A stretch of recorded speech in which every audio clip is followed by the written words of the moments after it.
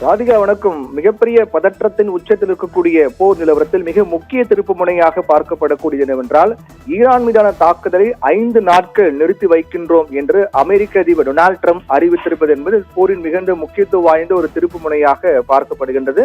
Iran மீது அமெரிக்க மற்றும் Israel நாட்டின் கூட்டு தாக்குதல் கடந்த 24 நாட்களாக தொடர்ந்து வருகின்றது. 24 நாட்களாக தொடர்ந்து வரக்கூடிய சூழ்நிலையில் இந்த போர் கடந்த 28ஆம் தேதி 28ஆம் தேதி என்று ஏற்பட்டு தொடர்ந்து போரினுடைய தீவிரம் என்பது ஒவ்வொரு நாட்கள் செல்ல செல்ல அடுத்த கட்டங்களை நோக்கி சென்று வரக்கூடிய சூழ்நிலையில் மிக முக்கிய ஒரு திருப்பு முனையாக நேற்றைய தினத்தில் அமெரிக்க அதிபர் டொனால்டு டிரம்ப் ஒரு அறிவிப்பு ஒன்றை வெளியிட்டார். அதாவது ஹோர்முஸ் ஜலசந்தி வழியாக எந்தவித பிரச்சனையும் இல்லாமல் ஈரான் அதை முழுவதுமாக திறந்துவிட வேண்டும்.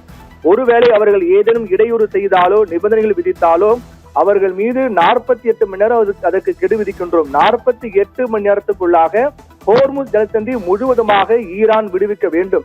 இல்லை என்றால் இதுவரை இல்லாத அளவுக்கான மிகப்பெரிய தாக்குதல், குறிப்பாக ஈரான் நாட்டின் மீது அணுமின் நிலையங்கள் இருக்கின்றது. அந்த அணுமின் நிலையத்தின் மீது அமெரிக்கா மிகப்பெரிய தாக்குதலை தொடுக்கும் என்று 48 மணி நேர கெடு விதித்திருந்தார் அமெரிக்க அதிபர் டிரம்ப்.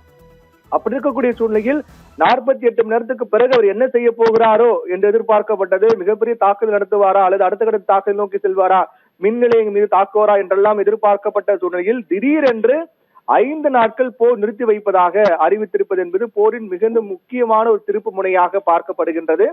ஏற்கனவே அமெரிக்க அதிபர் டிரம்பை பொறுத்தவரையில் இந்த போர் மிகப்பெரிய ஒரு தாக்கத்தை அமெரிக்காவுக்கு ஏற்படுத்தியது. ஈரான் இருக்கக்கூடிய பல்வேறு நிலைகளை குறிவைத்து தாக்கினாலும் கூட மிக முக்கியமான ஈரானுக்கு பல்வேறு இழப்புகள் என்று கூட சொல்லலாம். ஈரானுடைய மிக முக்கியமாக பார்க்கப்படக்கூடிய இழப்புகளில் ஒன்றாக அந்நாட்டினுடைய உச்சபட்ச தலைவர் அயதுல்லா அலி கமேனி கொல்லப்பட்டார். அதே போன்று அதன் தொடர்ச்சியாக பாதுகாப்பு தலைவர் அலி லாரிஜானி கொல்லப்பட்டார். அதற்கு பிறகு பசீத் தலைவர் புரட்சிகர அந்த படையினுடைய தலைவர் சுலைமானி கொல்லப்பட்டார். இப்படி மிக முக்கியமாக ராணுவ செய்தி தொடர்பாளர் கொல்லப்பட்டார். மிக முக்கியமாக தலைவர்கள் அடுத்தடுத்து போரில் கொல்லப்பட்டு வருகின்ற சூழ்நிலையில் ஈரானுக்கு இது மிகப்பெரிய பின்னடைவாக பார்க்கப்பட்டது. ஆனால் அதே சமயத்தில் அமெரிக்கா பொறுத்தவரையில் பொருளாதார நெருக்கடி என்பது மற்ற உலக நாடுகள் அமெரிக்கா மீது பழி சுமத்த தொடங்கினார்கள். அமெரிக்க அதிபர் டிரம்புக்கு எதிராக அவருடைய நாட்டிலேயே அவருக்கு எதிர்ப்பு என்பது அதிகமாக இருந்தது. மிக முக்கியமாக ஒரு பாதுகாப்பு அதிகாரி கூட இந்த போர் தன்னுடைய மனசாட்சி இல்லாமல் தொடர முடியாது, போர் என்பது அழுத்தத்தின் காரணமாக அமெரிக்க அதிபர் டிரம்ப் இந்த போரை தொடங்குகிறார் என்றெல்லாம் கூறி தன்னுடைய பதவியெல்லாம் ராஜினாமா செய்தார்கள். இதுவரை இல்லாத ஒரு மிகப்பெரிய நிகழ்வாக எல்லாம் பார்க்கப்பட்டது. இப்படி அமெரிக்காவுக்கு மிகப்பெரிய அழுத்தத்தை ஒருபுறம் ஈரான் மீதான போர் என்பது ஏற்படுத்தியது என்பதில் மாற்று கருத்தில்லை. அதே போன்று இந்த போருக்காக அமெரிக்க செலவழிக்கக்கூடிய தொகையும் என்பது அதிகமாக இருந்தது. தேவையில்லாமல் ஈரான் மீதான போர் நமக்கு தேவையற்றது, தேவையற்ற ஒரு போருக்காக ஏன் இவ்வளவு பணம் செலவழிக்க வேண்டும் என்ற ஒரு எதிர்ப்பு என்பது அமெரிக்க அதிபர் டிரம்புக்கு எதிராக அவர் நாட்டிலேயே இருந்தது.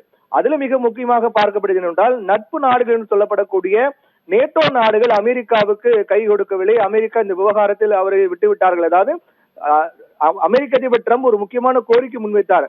ஹோர்முஸ் ஜலசந்தி வழியாக மற்ற கப்பல்கள் செல்ல நேட்டோ நாடுகள் உதவி செய்ய வேண்டும், நேட்டோ நாடுகள் அங்கு பாதுகாப்புக்காக தங்கள் நாட்டுடைய போர் கப்பல்களை கொண்டு வந்து நிறுத்த வேண்டும் என்று கோரிக்கை வைத்திருந்தார். ஆனால் அந்த கோரிக்கையை அமெரிக்காவின் நட்பு நாடுகள், குறிப்பாக நேட்டோ நாடுகள் நிராகரித்தது.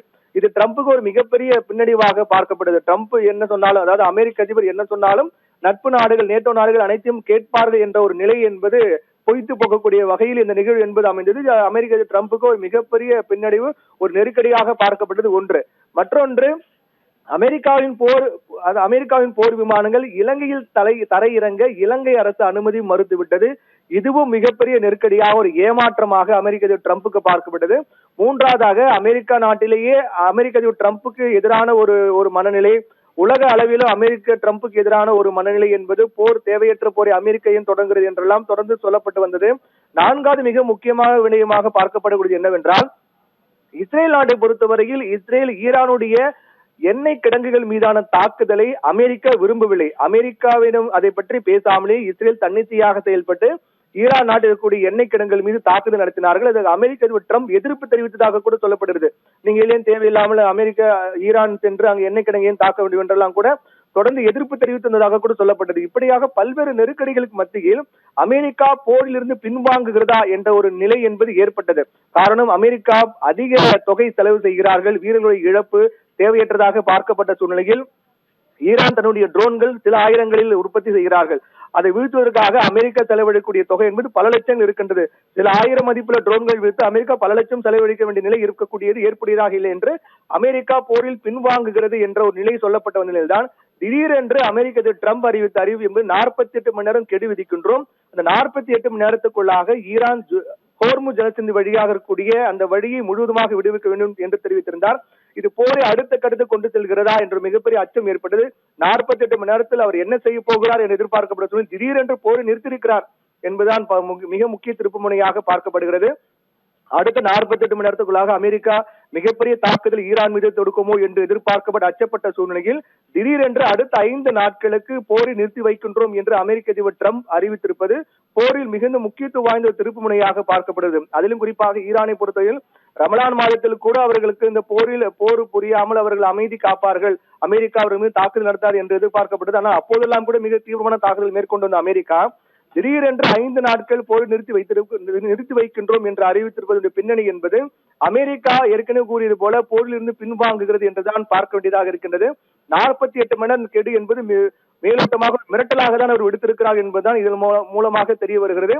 மற்றொரு புறம் பார்க்க வேண்டியது இஸ்ரேலை பொறுத்தவரையில் உடன்படுகிறார்களா, அமெரிக்காவின் முடிவு மட்டும்தானா இது, இல்லை இஸ்ரேல் முடிவுமா என்பதையும் நாம் பொறுத்திருந்து பார்க்க வேண்டும். ஒருவேளை இஸ்ரேல் இதற்கு உடன்படாமல் தாக்குதல் நடத்தினால் அமெரிக்கா நிச்சயமாக அது எதிர்ப்பு தெரிவிக்கும். போர் நிறுத்தத்தை நான் அறிவித்திருக்கின்றேன் 5 நாட்களுக்கு, நீங்களும் தாக்கக்கூடாது என்று இஸ்ரேலுக்கு அமெரிக்கா தெரிவிக்க வாய்ப்பு உள்ளது. அப்படி அவர் கூறும்போது அதை இஸ்ரேல் ஏற்றுக்கொள்ளுமா அல்லது ஏற்றுக்கொள்ளாதா என்பதையும் இந்த மிக முக்கியமாக பார்க்க வேண்டியதாக இருக்கிறது. இந்நிலையில் தொடர்ந்து 24வது நாளாக போர் நீடித்து வந்த சூழ்நிலையில் அடுத்த 5 நாட்களுக்கு ஈரான் மீதான தாக்குதலை அமெரிக்கா நிறுத்தி வைத்திருப்பது என்பது போரில் திருப்பு முனையாக பார்க்கப்படுகின்றது.